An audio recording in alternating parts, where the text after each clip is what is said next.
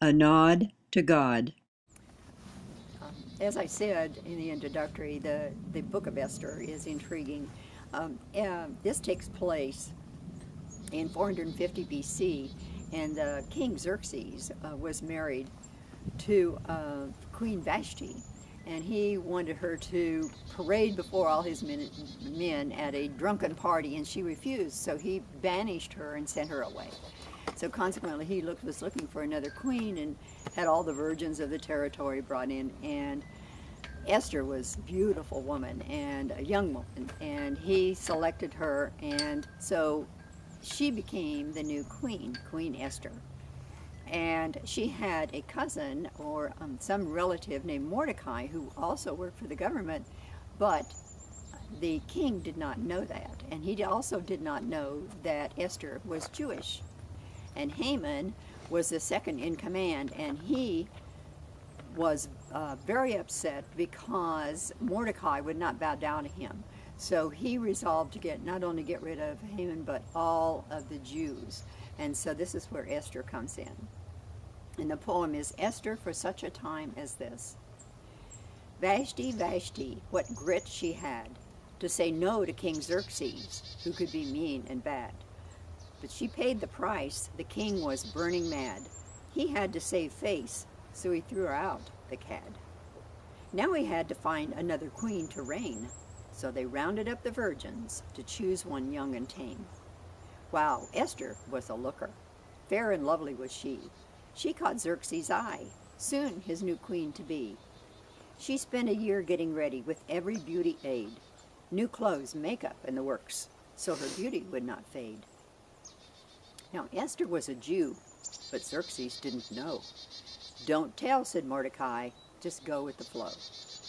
Everything was dandy for the first 5 years. Then Haman stepped in and increased the Jews' fears.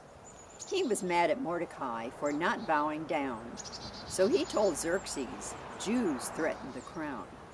So an edict was issued to kill all the Jews, and Mordecai appealed to Esther. If you snooze, you lose. He told her, who knows, don't be amiss. You may have been born for such a time as this. So Esther finally agreed after all the prayer and fasting. She appeared before Xerxes.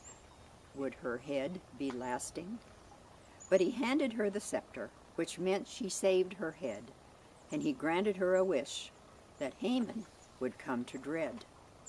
Haman built a gallows to hang Mordecai up high, and went to Esther's banquet, not knowing it was his own goodbye. Now Xerxes was all set to repay Mordecai for a good deed, so the king asked Haman how to honor a man indeed.